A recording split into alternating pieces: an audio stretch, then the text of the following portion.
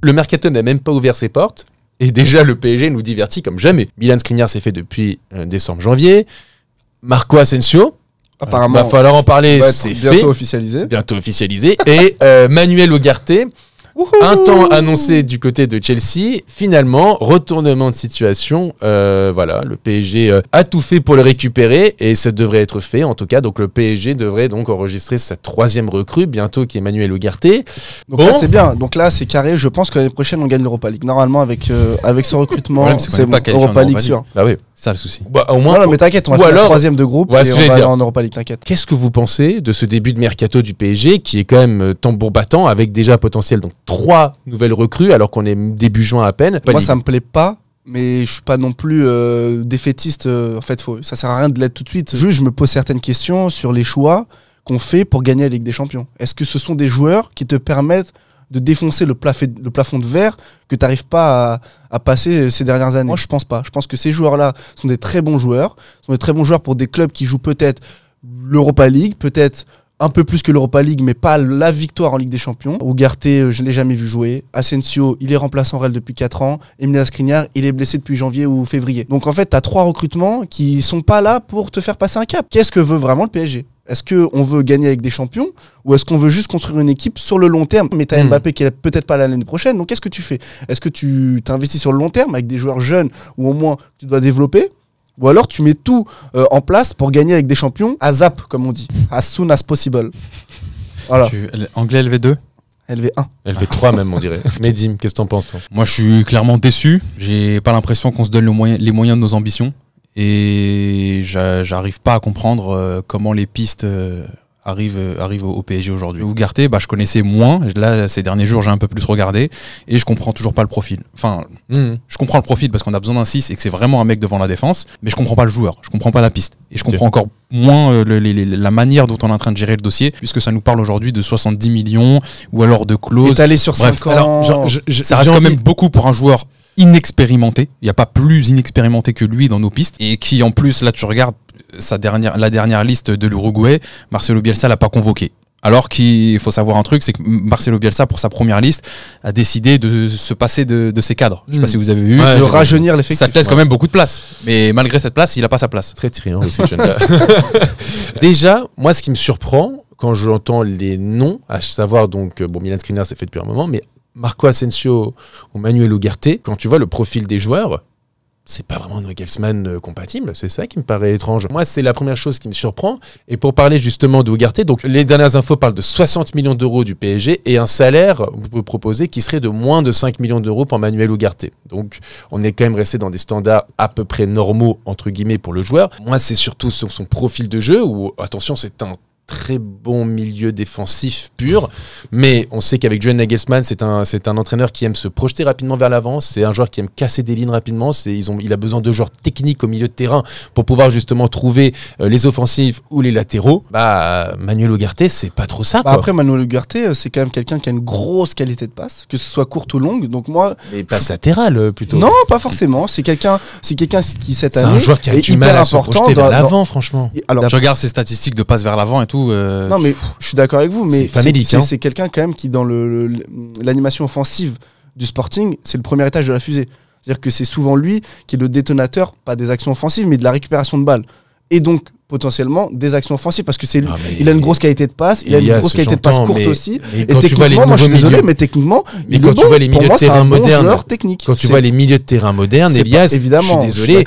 Par exemple, quand tu vois aujourd'hui à Manchester United, mais avant Real Madrid, un mec comme Casemiro qui était devant la défense, il était très fort dans la récupération, il était très costaud au milieu de terrain, mais il avait aussi une belle qualité de passe et il se projetait vers l'avant. Et c'est pareil à Manchester City, c'est pareil à l'époque au Barça, etc. Dans le talk précédent sur Nagelsmann, que c'était un entraîneur qui était capable de développer les jeunes, et je pense que Nagelsmann, il pourrait potentiellement développer cet aspect du jeu que n'a pas Ugarte, c'est-à-dire l'animation offensive. Tu payes 60 millions d'euros quand même, Elias. Je suis d'accord avec toi.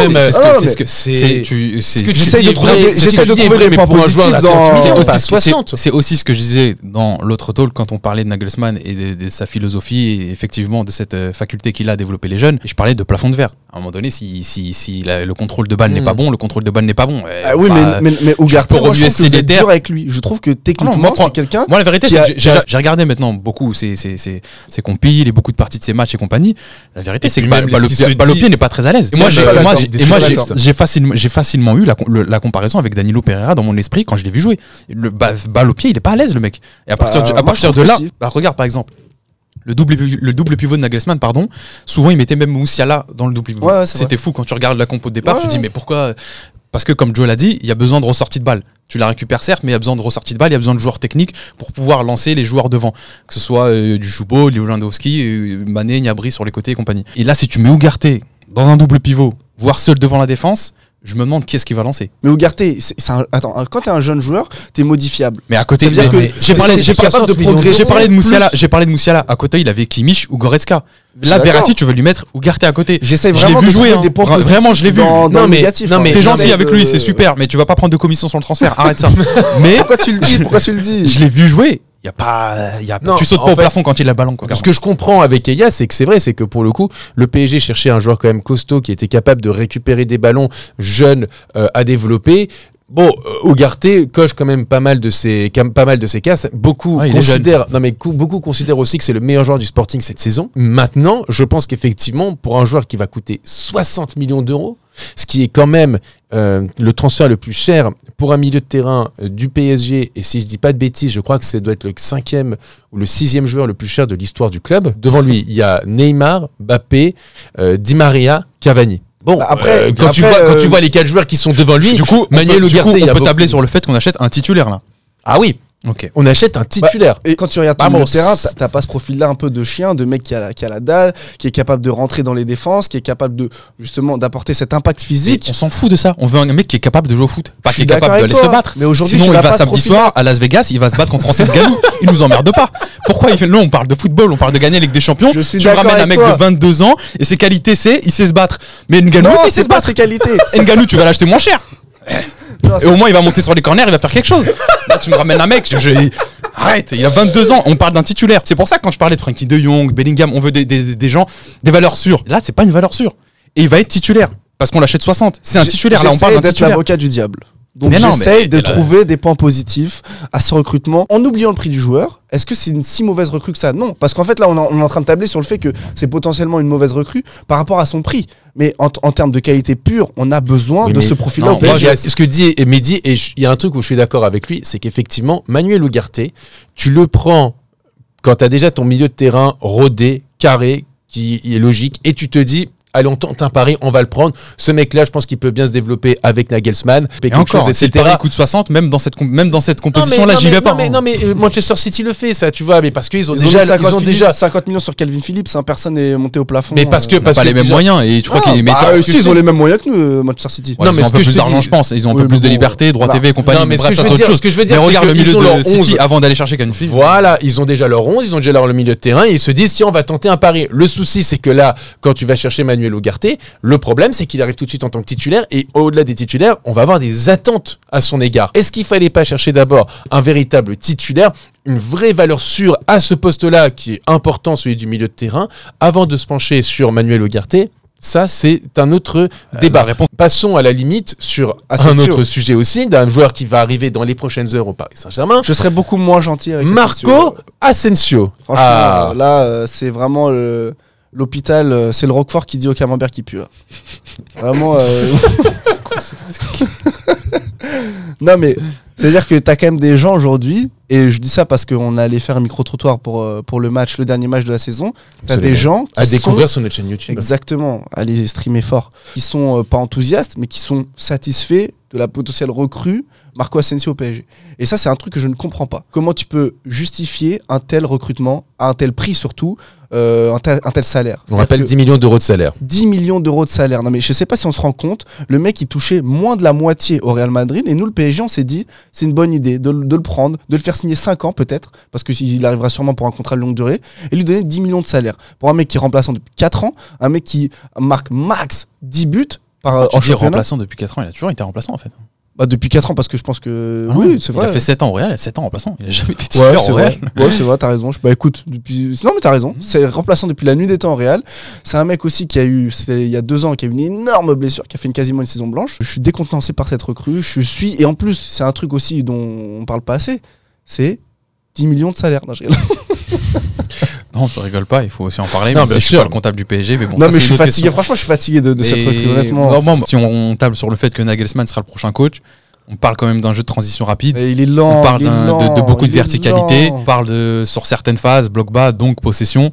Je vois pas à quoi il va servir. Après, l'idée, je peux la comprendre parce que ça peut être un remplaçant intéressant en sortie 10 de millions banc. d'euros mais, par oui, an. mais sauf que encore une fois, le PSG ah. cherche des titulaires et c'est la même chose qu'on disait Voilà. qu'avec Manuel Ugarte. Et- Arrêtez de penser à on va essayer de développer un joueur, on va trouver un super sub. Arrêtez de penser à ça. Pensez à votre 11, bordel. Ton milieu de c'est terrain vrai, n'est pas c'est assez fort. Ton attaque aujourd'hui n'est pas assez forte. Si Comment tu ça prends va des être- titulaires indiscutables en recrutement, tes joueurs qui sont titulaires aujourd'hui vont devenir des remplaçants. Et c'est là que tu crées cette profondeur. Mais de banc. voilà, regardez, Ça sert à rien Manchester d'aller chercher City. des mecs qui sont déjà là. Arrêtez de partir du principe que c'est bien, on va chercher un remplaçant. Allez chercher des mecs qui vont concurrencer les titulaires d'aujourd'hui. Et comme ça, au moins, il y a une compétitivité au sein de l'effectif qui va t'amener au plus haut niveau européen. C'est insupportable, ça fait trop d'années que le PSG va chercher des joueurs et en se disant « Ah, c'est bien pour le banc ». Mais on s'en tape. Allez chercher des joueurs qui vont renforcer juste l'équipe. On va chercher ses joueurs en disant c'est bien pour le banc et ils finissent c'est bien sur le terrain. C'est- Faut pas- C'est moi, vrai, c'est moi, vrai, Fabien c'est Ruiz, on m'avait dit c'est bien pour le banc. Hein. Au final, il a joué un peu trop quand même pour un mec sur le banc. Attends, Surtout franchement, Asensio, c'est quelqu'un. Donc on parle de Nagelsmann avec cette transition vers l'avant rapide. Je crois Ah pas non, qu'au mais Real attends. Madrid il ait déjà joué dans cette configuration Non, de mais jeu. Et surtout en qu'à la plus, limite, il un est mec qui est lent. libre. Il est lent le mec. Un Il mec peut pas qui est jouer comme libre, ça. qui pourrait ressembler un peu au profil que pourrait rechercher Julian Nagelsmann, à la limite, c'est un Marcus Thuram. Exactement, D'accord ouais, mais plus simplement, déjà. en plus de ça, il y a des rumeurs qui disent qu'on pourrait prendre et Asensio et Marcus Thuram. Je dis, mais c'est pas possible. Genre, enfin, c'est Et quoi Marcus ça Thuram, on va lui donner sûrement un énorme salaire. On va Non, sûrement, mais arrête, on va sûrement lui donner franchement, beaucoup plus que ce qu'il a au Borussia Mönchengladbach. Donc en fait, nous, on est, je sais pas, le paradis fiscal des Bon, joueurs après, la de foot, vérité, quoi. on s'est débarrassé de la masse salariale de Messi, donc voilà, on l'a distribué Bah maintenant. super, La voilà, on on la l'a distribue distribué sur super Marco bien, Asensio et super. Marcus Mais Thuram. c'est ce que je vous Et disais le la dernière niveau fois. des richesses, c'est au top. Hein, C'est ce que je franchement, vous disais la franchement, dernière fois. C'est que Campos, tu peux lui donner le salaire de Ouais, il en de fera rien Messi, bien, quoi. il va en faire ce qu'il est en train de Je faire répète, actuellement. si un tuche gagne l'euro million, c'est pas pour ça qu'il va bien le dépenser. Franchement, j'arrive pas à trouver. Je suis désolé, hein, il y a des gens qui vont le trouver aigri dans le chat.